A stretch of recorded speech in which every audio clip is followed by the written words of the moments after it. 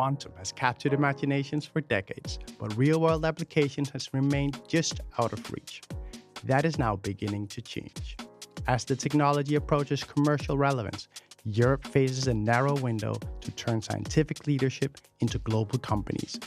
Olivier Tonneau, partner at Quantonation, will discuss what it takes to get there. Please welcome Olivier Tonneau from Quantonation. Hi everyone, glad to be here. And I like the way the title of this session is put. It could have been "Can Europe be a powerhouse in quantum?" But we prefer to label it as "How can we be?" Because we have all it takes to become a powerhouse and to be a leading player. But there are a few things that need to happen. And by the way, so I was this morning, here is a good place to speak about that because I was this morning visiting the clean rooms of Chalmers University, and I have to say that I've seen some tremendous research and very good startups coming out of this ecosystem. So another reason to be positive about that. A few words about us. So Quantonation, we started our journey in 2018, now reaching 300 million under management. Two main funds, one that's already deployed, a second one that we are closing next week, hopefully a bit above what we expected, so 200 million. We've invested worldwide in 35 companies, a big part of them, 2/3 in Europe. We've also set up venture studios so that they help us to build a nice ecosystem of sourcing. Because building quantum startup is hard, so sometimes going through a studio is important. Not going into a physics lesson there, but so this guy, Alain Spey, Nobel Prize 2022, he's a godfather of a fund because he was the PhD advisor of my co-founder, Christophe. And he was the one who proved that entanglement exists. And so not going into the whole detail, but just a few things you have to remember about quantum. The first one, we are using the properties of the matter at the elementary particle level. So that means we are playing with individual atoms, photons, ions, or electrons. The properties that we use, first one is superposition. So that means a particle can be at in several states at the same time. Remember the analogy with the Schrödinger cat.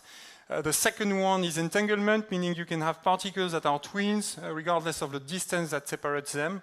And the third one is anything you do to measure or to look at those quantum systems will make it collapse. From those three properties, we can derive new ways of doing computing, and so that's the exponentiality of quantum computing. Also keep in mind that when you have a machine that's 100 qubits and you go to 101, you double the computation power. So soon when we get machines that are 1,000 and 10,000 qubits, then they will surpass in power what we have with the best large classical computers. Second one, we are using it for quantum communication. Entanglement can help secure communication against hacking. And the third one is the fact that when you measure it collapse, it is used to build some very nice and precise detectors.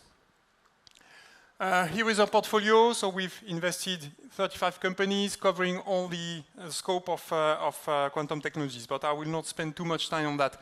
The topic that we have today is how can we still compete in Europe, because this technology is identified as a sovereign technology. Being able to hack other computers thanks to quantum computer is something that will bring significant advantage. There are also advantages in the use cases that you can implement, drug discovery, portfolio optimization in finance, to name a few. So the question is, how does Europe fare? If you look at this graph on the left, this is people or countries selling quantum computers, and on the right you have people or countries that are purchasing them. The interesting message here is that Europe is supplying 40% of the quantum computers that have been deployed worldwide. So we are in the game, pretty much. We have some companies that are able to do that. So that's for the quantum hardware suppliers. Now, if you look at the users, there's been quite a lot of interest as well of countries purchasing quantum computers in order to use them and to start testing them, to develop algorithm, software, etc. So, I mean, looking at that, quite good. We have seen in the 8 years that we've invested probably more startups in Europe than what we have seen in the US. And they've developed very nicely. Now there's a catch. And the catch is this one. for quite some time, financing the quantum startup was around 2 billion per year. And the European startup were functioning with roughly a ratio of 1 to 2 money compared to the US one.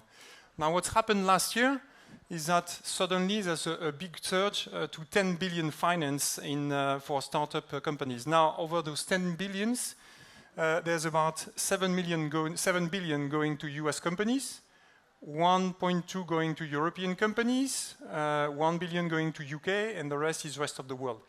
So the question is, for 12 months now, we are starting to see a ratio of financing of our best company going from 1 to 2 to 1 to 7. So how long can we sustain that? And I guess it's not more than probably 12 to 24 months. The reason for that as well is that those companies with this money in the bank and the fact that some of them are now listed, they've started to do some M&A and purchase the best European player. It has started with a few companies in the UK, but we are seeing also some of our portfolio companies based in Europe being approached by US players. So the question is, if we want to remain in the driving seat, how can we deal with this situation? And it has to happen not in a distant long term, but really in the next 12 months. Otherwise, in 2 years, then our startups will be gone, or they will be underfinanced, resulting in lagging in the technology. So what can we do? A few ideas here. The first one is about what do we have to do in the real short term, because that's the problem we have now. So there is a nice, we have one of the best tools in the world with European Innovation Council, giving some grants plus equity, some nice program going at scale with STEPS program. So that's something that we need to use to the fullest extent. The second one is there has been also at EIF level some initiative to finance funds at larger scale. So being able to give 200 million to funds that would be in the billion or so, and that could drive and be lead investor in a significant size round for the best companies we have. Public procurement, and your HPC is a good example of that, will play a big role, and that's also why we're able to sell that many machines. It's because the public authorities are building it, deploying it in data centers so that people can start using them. And that's important, and it should be reinforced. Second, well, of course, there are some national initiatives in about every country.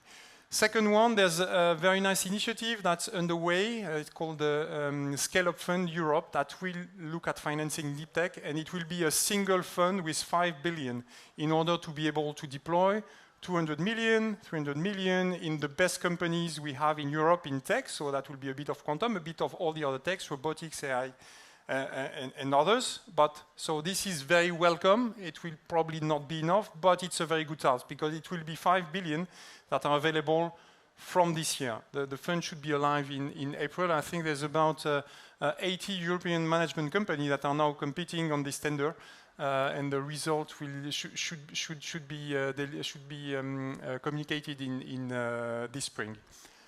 I think we will also not do that on our own, so we need to be somewhat flexible with foreign capital.